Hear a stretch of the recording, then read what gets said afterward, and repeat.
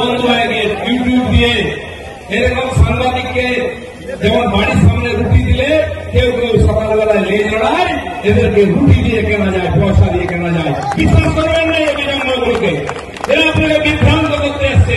আমি জিজ্ঞেস করি আপনাদেরকে, 19 সালে আমরা 41% ভোট পেয়েছিলাম, 18 এমপি জিতেছিলাম। বলুন কজন ইউটিউবার ছিল বিজেপির জন্য? কজন সাংবাদিক ছিল? কটা চ্যানেল ছিল? কটা পেপার ছিল?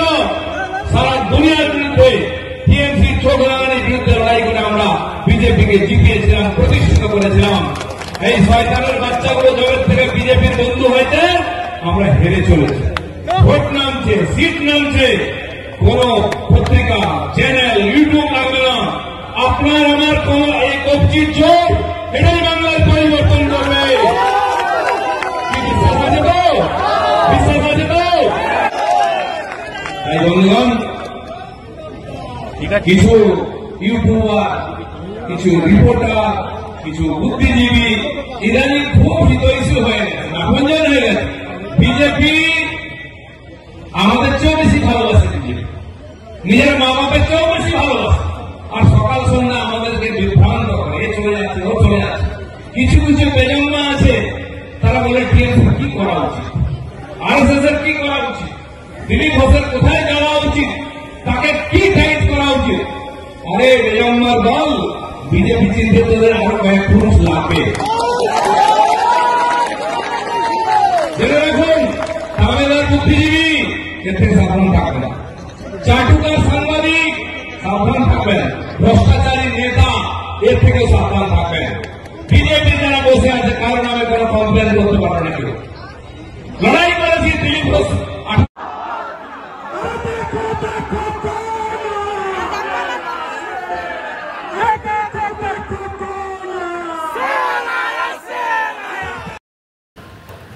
আপনারা শুনলেন দিলীপ ঘোষের বক্তব্য, কিন্তু আমি দিলীপ ঘোষের এই বক্তব্য শুনে অবাক হয়ে গেলাম যে বিজেপির একজন সিনিয়র প্রাক্তন বিধায়ক, প্রাক্তন সাংসদ,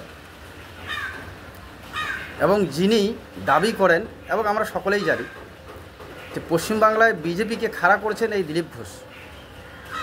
কিন্তু একই ভাষা দিলীপ ঘোষের, দিলীপ ঘোষের একই ভাষা।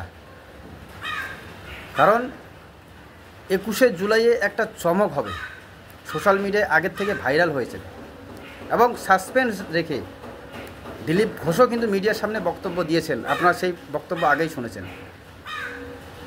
যে তাতে সবাই, কিছু মানুষ মনে করেছে যে হয়তো দিলীপ ঘোষ বা দিলীপ ঘোষকে নিয়ে বিজেপির মধ্যেই যেভাবে চলছে, তো কাজেই হয়তো দিলীপ ঘোষ তৃণমূলে যেতেও পারেন, আর 21শে হয়তো তার একটা চমক আসবে। আমরা সোশ্যাল মিডিয়ায় দেখেছি, এবং শুধু সোশ্যাল মিডিয়া বলতে শুধু মিডিয়া এটা প্রচার করছে সেটা নয়, দিলীপ ঘোষও এমন কিছু বক্তব্য দিয়েছেন এবং এমন কিছু তিনি আকার ইঙ্গিত দিয়েছেন যেটাতে জনগণ মনে করছে যে হয়তো হতেও পারে। কারণ আমরা বিভিন্ন সময়ে দেখেছি যে এই নেতারা এক দল থেকে আরেক দল, মানে নিজের মতো সুবিধা করতে না পারলেই কিন্তু এক দল থেকে আরেক দল। যেমন কিছুদিন আগেই আপনারা দেখলেন যে এই বিজেপির কেন্দ্রীয় প্রতিমন্ত্রী ছিলেন জন বাল্লা, তিনি সামান্য একটা ইস্যু নিয়ে হসপিটাল করতে চেয়েছেন, সেটা নাকি হয়নি জনগণের জন্য। এত জনগণ দরদি যে তিনি তৃণমূলে চলে গেলেন। এবং আমরা অনেক নেতা দেখেছি, যেমন নাম বললে এরকম অনেকেরই বলা যায়, এখনকার তৃণমূলের নেতা এবং মন্ত্রী বাবুল সুপ্রিয়, তিনি কতবার এদিক ওদিক করে বেড়ালেন। এরকম নাম বললে অনেক নেতাদের নাম সামনে চলে আসবে, ভালো ভালো নেতা যাদের আমরা দেখেছি এদিক থেকে ওই দিক, ওই দিক থেকে এই দিক করতে, যার জন্যই হয়তো সোশ্যাল মিডিয়ায় এই একটা ঝড় তুলেছিল যে 21শে জুলাই হয়তো দিলীপ ঘোষ একটা বড় চমক দিতেই পারেন। কিন্তু 21শে জুলাই তিনি যদিও চমক দিলেন, কিন্তু এত বড় বিতর্কিত মন্তব্য এই ইউটিউবারদের জন্য করেছেন, সেটা দেখেই আমি অবাক। হয়তো আমি আসতাম না, কারণ আমাকে হয়তো দিলীপ ঘোষ চেনেনও না, কিন্তু আমাদের মতো যারা ইউটিউবার আছেন তারা তো প্রতিনিয়ত আমরা প্রতিবাদ করে যাচ্ছি অন্যায়ের বিরুদ্ধে, দুর্নীতির বিরুদ্ধে। কিন্তু তিনি যে ভাষায় আক্রমণ করলেন মানে এত কুরুচিকর ভাষায় মানে কোনো দিনও দেখা যায়নি যে কোনো নেতা এরকম করে ইউটিউবারদের অ্যাটাক করছে। তো আমি এই বক্তব্য শুনে অবাক হয়ে গেলাম। তো যাই হোক বন্ধুরা, আমি আপনাদেরকে বলে রাখি যে 21শে জুলাই দিলীপ ঘোষ অন্য কোথাও যাননি, তিনি খড়গপুরে গিয়েছিলেন। যেমন চমক দেওয়ার একটা কথা ছিল, তিনি সেখানেই চমক দিয়েছিলেন। আপনার স্লোগানে শুনলেন যে শের আয়া শের আয়া। সত্যিই তিনি বক্তব্যও দিলেন শেরের মতো।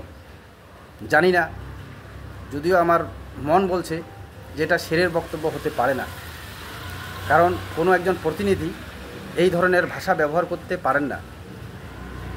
এবং যদি সোশ্যাল মিডিয়ার বা ইউটিউবারদের দোষ দিচ্ছেন, তাহলে আমি ব্যক্তিগত মতে বলতে চাই যে যেখানে 21-এর যে ভোট হলো, সেই ভোটে অনেক বিজেপি কর্মীরা এই তৃণমূলের দ্বারাই আক্রান্ত হয়ে এখনও বাড়ি ছাড়া, ঘর ফিরতে পারেননি।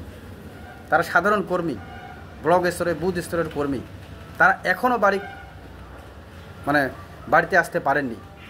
কিন্তু আপনারা উপর মহলের নেতা হয়ে কি করছেন?